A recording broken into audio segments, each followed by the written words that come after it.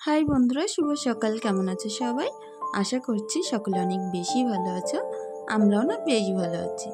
বসিরহাট হাসনাবাদের ছোট্ট একটা গ্রাম থেকে আমি রূপা আজকের ব্লগটা শুরু করছি সকাল 6টা থেকে সন্ধ্যা পর্যন্ত সারাদিন আমি যে সকল কাজকর্ম করি তোমাদের সাথে সেটাই শেয়ার করব। প্রথমে তো সকালে ঘুম থেকে উঠে 1 কাপ চা করে নিলাম, আর এটা খেলে পুরো মুডটা ভালো হয়ে যাবে। সকালবেলা কাজের এনার্জিটাও না অনেক সুন্দর পাওয়া যাবে। তো ছোট ছোট যে সকল বিস্কুটগুলো আনি না, সেগুলো ওরকম ঝুড়ির ভিতর বাস্কেটের ভিতরেই রাখি, কারণ ওগুলো তো ঢালার প্রয়োজন পড়ে না। একটা বিস্কুট ভাঙলেই হয়ে যায় সকালবেলা করে। আর বড় বিস্কুট যখন আনা হয় তখন বয়েমে রাখি, কিন্তু বড় বিস্কুট আনলে না একঘেয়েমি লাগে, 2-3 দিন ধরে একই বিস্কুট খেতে হয়। তো সেই কারণে আমি কিন্তু ছোট ছোট প্যাকেট অনেক রকম বিস্কুট এনে রাখি বাড়িতে। ওদিকে যেহেতু হাজব্যান্ড আজ বাড়িতে আছে, তো সেহেতু হাজব্যান্ড দোকানে বসেছে, আর সকাল সকালই কিন্তু আলু ভাতে ভাত বসিয়ে দিলাম। আমার হাজব্যান্ড বাড়িতে থাকলে কিন্তু কোনো রকম রুটি তরকারি বিভিন্ন রকম যে টুকিটাকি খাবার এসব কিছু করে দিলে হয় না। ওকে কিন্তু 3 শ্বাস একদম টাইম টু টাইম ভাত দিতে হয়। তো সেই কারণেই না ভাতই বসিয়েছে, আর রুটি করার ঝামেলায় যাব না। তো তারপরে দেখো অনেকখানি জামা কাপড় এক জায়গায় করে নিয়েছি, কাচতে যাব। তার মধ্যে ভাবলাম বেডশিটটাও একটু তুলে নিই, বালিশের অরগুলো চেঞ্জ করে নিই, সবগুলো একসঙ্গে কেচে পরিষ্কার করে দেব। যেদিন আমি বাড়িতে থাকি না সেদিন একটু সময় সুযোগ মেলে, তো এই সকল কাজগুলো করতে অনেক বেশি ভালোবাসি। আমরা সংসার জীবনে এমনভাবেই ঢুকে পড়ি, কাজগুলো যদিও বা কষ্ট হয় তবুও কিন্তু ভালোবাসা থেকেই কাজগুলো অনেক সুন্দরভাবে আসে। ইচ্ছা করলে হয়তো বসে শুয়ে থাকা যায়, আর এই কাজগুলো কেউ করতেও বলবে না, ঝামেলাও করবে না, এরকম ব্যাপার নয়। তবে আমরা মেয়েরা এরকমই হই, কেউ বলা লাগে না। আমাদের যেন এই কাজগুলোই যেন সারাদিন মনে হয় যেন সংসারের ভিতরেই ঢুকে থাকি, কাজগুলো আরেকটু পরিষ্কার করি, আরেকটু সুন্দর করি। ঠিক এরকমভাবেই কিন্তু আমরা সংসারের ভিতরে আবদ্ধ হয়ে পড়ি। তো বেশ কিছুদিন ধরে একটা প্রশ্ন কিন্তু আমার রোজকার ভিডিওই আসছে, তো সেই প্রশ্নটার আমি উত্তর দেব, কেন আমি শ্বশুর শাশুড়িকে নিয়ে বনাই খাই না, একসঙ্গে থাকি না, এক বাড়িতে থাকি না। তো তোমাদের উত্তরটা আমি একটুখানি বাদেই দিচ্ছি, প্লিজ একটুখানি ধৈর্য ধরে থাকো, অবশ্যই আমার উত্তরটা তুমি পেয়ে যাবে। তো বেডশিট টেডশিট তো চেঞ্জ করে নিলাম, এখন বালিশের অরগুলোও পরিয়ে দিলাম। আর স্বচ্ছ জিনিস না অনেক বেশি ভালো লাগে। এখন খাটটা একটু টান টান করে গুছিয়ে নেব। সিমরানের পড়ার জায়গাটা আমি সকালবেলা উঠে একটু গুছিয়ে নিয়েছিলাম, সেটার অতটা বেশি নোংরা নেই। তো এখন দেখো সুন্দর করে খাটের ওপরটা একটু ঝাড়ু দিয়ে টান টান করে নেব। টান টান বিছনা না অনেক বেশি ভালো লাগে। ধারগুলো যেহেতু একটু একটু বড় আছে বেডশিট, তো সেগুলো একটু গুজে দেব। আর আমার খাটের মাপেই কিন্তু আমার এই পঞ্চটা কিন্তু তোষকটা অনেকখানি ছোট, প্রায় 1 হাত মতো ছোট। তো সেই জায়গাটাই না আমি একটা বাদ দেওয়া ব্ল্যাঙ্কেট ভাঁজ করে রেখেছি, যাতে বোঝা না যায়। পঞ্চটা তো ঠিকই আছে, কিন্তু এই তোষকটা একটু খাটো, তো সেই কারণেই কিন্তু দেয়া। আর এরকমভাবে আমি কিন্তু ছোট্ট একটা কাঁথা বালিশের তলায় রেখে দিই, যাতে এটা কেউ দেখতে না পায়। দেখতে অনেক ভালো লাগে খাটটা। আর খাট গোছাতে না গোছাতেই দেখো মেহমান এসে হাজির। খাটের উপরে উঠে কিন্তু আগেই বসে পড়েছে রোজকার মতোই। তো তারপরে আসলাম আমার পুকুর পাড়ে। কতটা বেশি নিস্তব্ধ, সুন্দর, নির্ঝুম, এরকম পরিবেশে কিন্তু সবারই মনটা জড়িয়ে যায়। রোজকার কথা আজকেও বলছে, কারণ আমার অনেক ভালো লাগে বলেই তোমাদের সাথে এই ভালো লাগা থেকেই কথাগুলো বলছি। তো দেখো অনেকখানি কিন্তু জামা কাপড় ছিল। তো বেডশিটটা যেহেতু বড়, সেহেতু আছাড় দিয়েই কাচতে হবে। আমার না সবসময় মনে হয় যেন আছাড় দিয়ে কাচলেই পরিষ্কার হয়, থাবা দিয়ে ধুলে কিন্তু আমার মোটেও মনে হয় না পরিষ্কার হচ্ছে। এটা হয়তো আমার মনের একটা ভুল ধারণা, ভ্রম হতে পারে। তো যাই হোক, যার যার চিন্তা তার কাছে এক এক রকম হতে পারে। তো আমি ওই কারণেই না জামা কাপড়গুলো অনেক সুন্দর করে আছাড় দিয়ে দিয়ে কেচে নেব। পুকুরে তো এই জিনিসগুলো অনেক সুন্দর সম্ভব হয়, কিন্তু ঘরের ভিতরে তো আছাড় দিয়ে কাচা যায় না। কাচতে গেলে ঘর যেন দুমদাম করে শব্দ হয়। তো যাই হোক, এখন দেখো সুন্দর করে জামা কাপড়গুলো চটকিয়ে দিলাম। আর আমি কিন্তু 5 মিনিট পরেই কেচেছিলাম, হয়তো ভিডিওটি ফাস্ট করা বলে তোমরা বুঝতে পারলে না। তো 5 মিনিট বাদে আবার আসলাম, এসে এখন শানটা সুন্দর করে একটু ধুয়ে নিলাম। এখান থেকে কোনো রকম যেন ধুলো ময়লা না ওঠে জামা কাপড়ে, কারণ অনেক হালকা কালারের নাইটিও আমার আছে এতে। তো সেই কারণে দেখো আছাড় দিয়ে দিয়ে কেচে নিচ্ছে, খুব সামান্য, আস্তে আস্তে আলতো হাতে আছাড় দিয়ে নেব। আর ময়লাগুলো না খুব সুন্দর উঠে যায় এতে করে, দেখি আমি। তো জামা কাপড় যদি চটকিয়ে মাখিয়ে কাচা হয় না, তখন হয়তো সময়টা একটু বেশি লাগে, তবে অতটাও বেশি পরিষ্কার হয় না মনে হয়। তো এরকমভাবে কাচলে যেই সেই ময়লাগুলো ধুয়ে একেবারে সাফ হয়ে যায়। তো দেখো বেডশিটটা কাচতে একটু কষ্ট হচ্ছিল কারণ অনেক ভারী ছিল। তো কেচে নিলাম, আমার কাছে কমপ্লিট। আর এত বেশি হাওয়া বইছে, পাতাগুলো দেখতে পাচ্ছ মোটেও স্থির নেই, এগুলো শুধুই নড়াচড়া নড়াচড়া করতে আছে। তো এই হাওয়ার মধ্যে কাজকর্মগুলো করছিলাম, বেশ ভালোই লাগছিল। আর এই যে জামা কাপড়গুলো কাচা দেওয়া হয়ে গেলে না, আমি এখান থেকে ডাইরেক্ট উঠে একেবারে গাটা ধুয়ে নেব। গা ধুয়ে আমি কিন্তু বাদবাকি রান্নাটা কমপ্লিট করব। হাজব্যান্ড ওদিকে বাজার পাঠিয়ে দিয়েছে, বাজারগুলো কিন্তু রেডি করে কেটে নিতে হবে। তো এদিকে আমার আলুগুলো বের করে নিয়েছিলাম ভাতের থেকে, এখন কিন্তু আমার স্নানটাও হয়ে গেছে। সুন্দর করে এখন আমি আলু ছানা করে নেব। তোমরা হয়তো অনেকে আলু ছানার সময় যে শুকনো ঝাল ভাজা করে খেয়ে দেখেছো, এরকম পুড়িয়ে যারা এখনো পর্যন্ত না খেয়েছো একবার খেয়ে দেখবে, অনেক ভালো লাগবে। আমি তো ঝাল পুড়িয়েই আলু ছানা করি, আমি দেখি বেশ ভালো লাগে।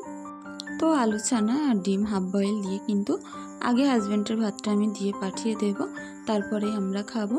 তো এখন সুন্দর করে মুখটা এঁটে একটা থলে ভরে দিয়ে দিলাম। তারপরে আসলাম ঈশাকে খাওয়াতে।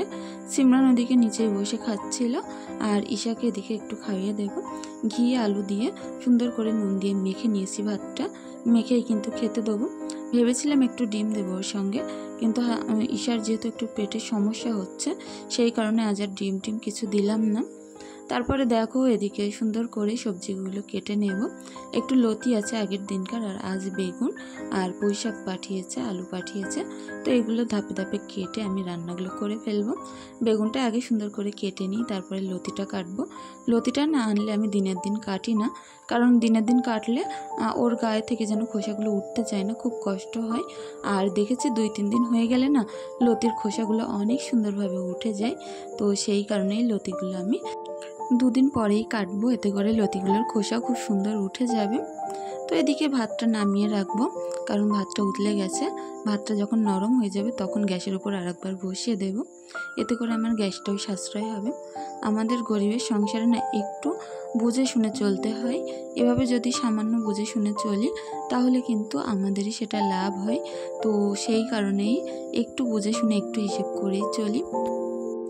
এদিকে দেখো লতিগুলো কিন্তু আমি সুন্দর করে এখন সমস্ত মাল মশলা দিয়ে যেমন রান্না করি সবজি, সেরকমভাবেই রান্না করছি। তেলের মধ্যে একটু কষিয়ে নিয়ে তারপর একটু ঝোল দিয়ে ওপাশে বসিয়ে দেব লতিটা। একেবারে গ্যাসের ফ্লেমটা লো করে দেব।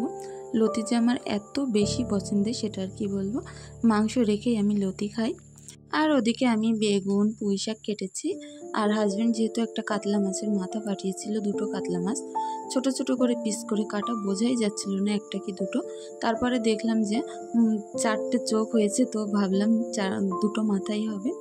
তো এই মাথাগুলো আমি সুন্দর করে এখন ভাজা ভাজা করে নেব, একেবারে লাল লাল করে ভাজবো। আর পুঁই শাক বেগুন দিয়ে মাছের মাথা দিয়েই করব।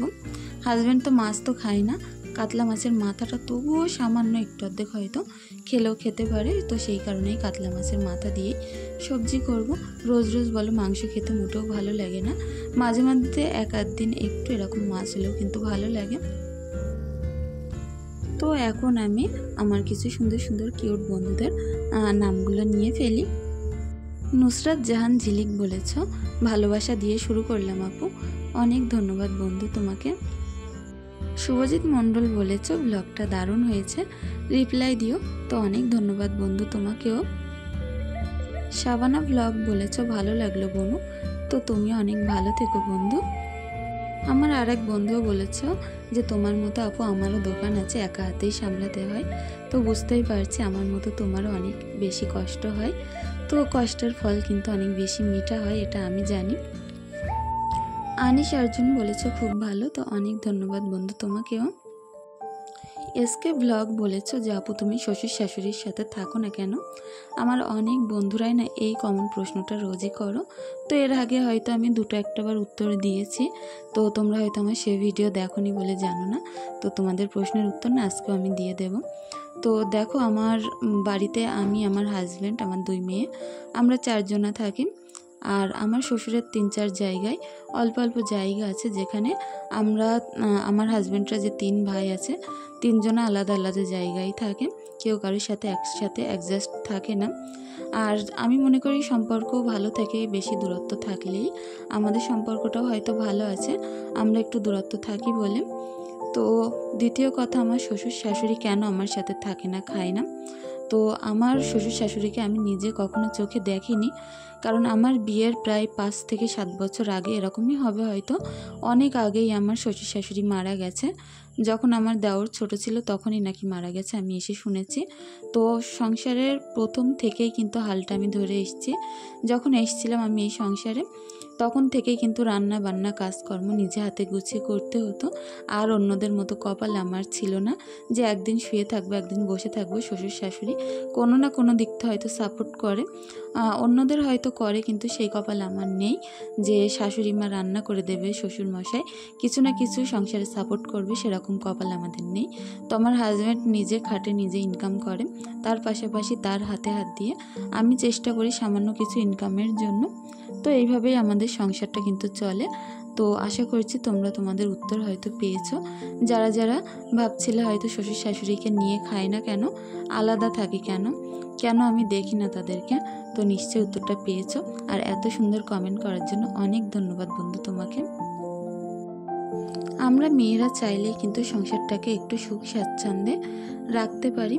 তো যাদের হয়তো মধ্যবিত্ত সংসারে একটু টাই করে সংসার চলে, তো আমরা মেয়েরা চাইলেই নিজেরা যে কোনো একটা ছোট একটা ব্যবসা করতে পারি। সেটা থেকে যেটা আর্নিং হয় তাই দিয়ে কিন্তু আমাদের সংসারটা মোটামুটি হারে চলে। হয়তো ভালোভাবে না চললেও তবুও আমরা স্বামীদের হাতে কিছু হলেও সাপোর্ট করতে পারি, কিছু হলেও মাসের শেষে তুলে দিতে পারি। তো সেই জায়গা থেকেই আমার একটা চিন্তা ছিল যে নিজে একটা ছোট্ট ব্যবসা করব, যেখান থেকে যেটুকুনি আর্নিং হবে অন্তত হাত পেতে হাজব্যান্ডের কাছ থেকে পয়সা চাওয়া লাগবে না। সেটা হতে পারে আমার একটা জামা কিনতে, আমার বাচ্চাদের জামা কিনতে, নিজের একটা নাইটি লাগুক, নিজের একটা চুড়িদার লাগুক, তো হয়তো হাজব্যান্ডের কাছে চাইতে হতো। আর প্রত্যেক হাজব্যান্ডরাই কিন্তু দিতে গেলে একটু বেশি দ্বিধাবোধ করে। তো এখন আমি নিজে হয়তো সামান্য স্বাবলম্বী বলেই আমার নিজের খরচাটা একটু হলেও আমি তুলতে পারি।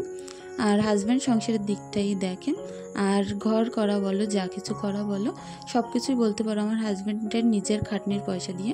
আমার যখন বিয়ে হয়েছিল তখন আমাদের ঘর বাড়ি কিছুই করা ছিল না, আস্তে আস্তে এইগুলো কিন্তু আমরা তৈরি করেছি।